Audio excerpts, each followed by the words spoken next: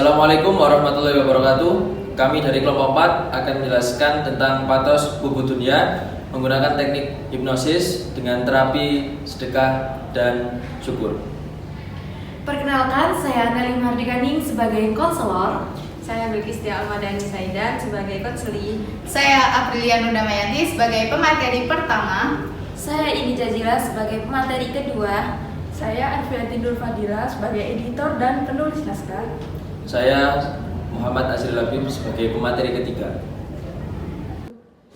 Perlu kalian ketahui bahwa hubud dunia menurut bahasa ialah mencintai dunia. Sedangkan hubud dunia menurut istilah ialah mencintai dunia yang disangka itu mulia. Dari definisi tersebut dapat diketahui bahwa hubud dunia adalah mencintai kehidupan dunia dengan melalaikan kehidupan yang ada di akhirat. Seseorang yang terlalu cinta dengan dunia itu akan mengakibatkan dirinya mendapatkan dosa besar. Dan itu merupakan suatu kesalahan, suatu patos dalam patologi muslim. Dengan demikian, setiap orang mukmin harus senantiasa beramal demi memperoleh kebahagiaan baik di dunia maupun di akhirat. Jadi, dapat disimpulkan bahwa hubud dunia merupakan salah satu patos yang berbahaya bagi kaum muslim. Patos hubud dunia dapat mengakibatkan seseorang akan mencintai dunia dan melupakan akhirat. Dengan hal itu, teknik hipnosis dan terapi syukur serta sedekah dapat mengatasi kecemasan akibat terlalu cinta akan dunia. Selanjutnya, saya akan menjelaskan teknik hipnosis. Teknik hipnosis ini adalah teknik relaksasi dan fokus intens untuk menciptakan keadaan kesadaran yang lebih mendalam. Dan teknik ini dapat melibatkan sugesti positif untuk mengubah pola pikir atau perilaku seseorang. Selanjutnya, tujuan dari hipnosis ini yang pertama, untuk mencapai keadaan relaksasi dan mengurangi tingkat stres. Yang kedua, untuk membantu individu mengubah kebiasaan atau perilaku tertentu. Yang ketiga, untuk meningkatkan kesehatan mental dengan mengatasi masalah seperti kecemasan, depresi, atau gangguan tidur. Oke, saya pemateri ketiga akan menjelaskan tentang terapi sedekah dan syukur. Untuk yang pertama ada terapi syukur. Syukur berarti rasa ungkapan terima kasih dan juga kesadaran atas nikmat-nikmat yang telah diberikan oleh Allah Subhanahu wa taala. Syukur banyak ditekankan sebagai ibadah dan juga kesadaran atau pengakuan atas kebesaran Allah Subhanahu wa taala. Dengan syukur kita bisa mendapatkan kebahagiaan baik di dunia maupun di akhirat. Juga dengan syukur kita bisa mendapatkan ketentraman jiwa dan juga bisa terhindar dari penyakit-penyakit hati seperti halnya hubud dunia. Karena dengan syukur kita merasa cukup dan merasa puas atas nikmat-nikmat yang telah diberikan oleh Allah Subhanahu wa taala, sehingga kita bisa terhindar dari kecintaan terhadap dunia secara berlebihan. Yang kedua ada terapi sedekah. Sedekah adalah memberikan sesuatu kepada orang yang membutuhkan semata-mata hanya untuk mengharap ridha Allah Subhanahu wa taala. Dengan sedekah kita bisa melatih jiwa kita atau melatih pikiran kita bahwa harta yang kita miliki itu juga ada bagian dari orang lain.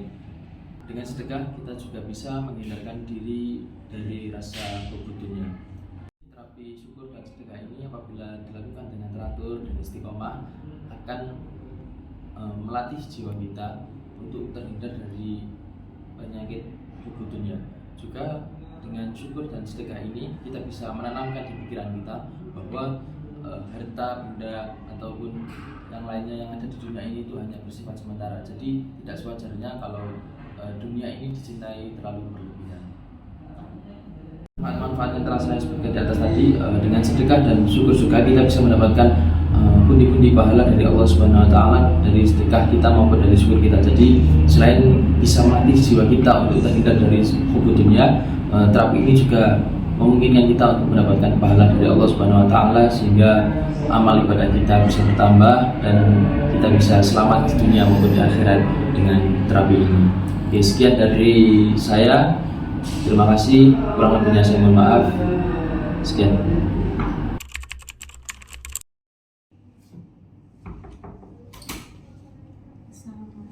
Waalaikumsalam. Ya, silakan.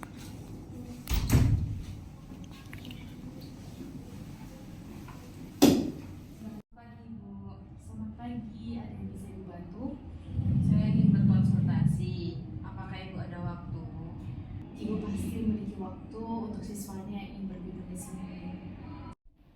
Baiklah, kalau begitu bisa dimulai menceritakan tentang perasaan dan apa yang sedang dialami sama Mbak Bilkis sekarang ini.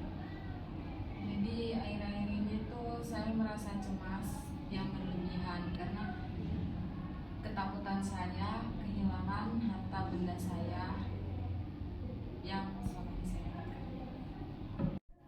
Ya, nampaknya Mbak Bilkis ini merasa cemas ya. Baiklah, mungkin bisa ceritakan kepada Ibu, mungkin apakah ada pengalaman di masa lalu yang mungkin bisa mendorong terjadinya perasaan yang sekarang ini? Ada di saat masa kecil saya dan keluarga saya itu mengalami ekonomi yang menurun, sangat menurun. Jadi saya tidak mau di posisi itu lagi, merasakan di posisi itu lagi. Oh, jadi pengalaman masa kecil Mbak Bilkis itu sangat mempengaruhi ya, bahkan menjadi fondasi yang besar untuk kecemasan Mbak Bilkis sekarang ini. Mungkin bisa ceritakan lagi bagaimana perasaan Mbak ketika membayangkan kehilangan harta benda. Saya merasa sangat gelisah dan akhir-akhir ini itu mengganggu waktu tidur saya. Terima kasih karena Mbak Bilkis sudah cerita tentang perasaan Mbak Bilkis sekarang ini. Apakah Mbak Bilkis merasa nyaman apabila kita membicarakannya lebih dalam lagi? Jika itu dapat membantu ketakutan saya akan coba. Ya, bagaimana kalau kita mulai relaksasi? Ya, boleh. Baik, kita mulai ya. Baik, pertama-tama Mbak Bilkis mengambil posisi yang rileks. Terus sekarang mulai pejamkan mata. Lalu ambil nafas, tarik, buang. Baik, setelah itu tarik nafas lagi, tahan, buang perlahan. Katakan pada diri Mbak Bilkis bahwa Mbak itu ingin masuk ke dalam alam bawah sadar Mbak Bilkis dalam relaksasi total sehingga Mbak menjadi malas untuk bergerak dan menjadi lebih rileks. Kan? Nikmati setiap tarikan dan hembusan nafas sampai Mbak Bilkis merasa rileks. Sudah? Baik. Sekarang saya akan bertanya, apakah Mbak Bilkis sudah mensyukuri semua nikmat yang telah Allah berikan kepada Mbak Bilkis? Belum. Apakah Mbak Bilkis sudah melakukan upaya bersedekah? Belum.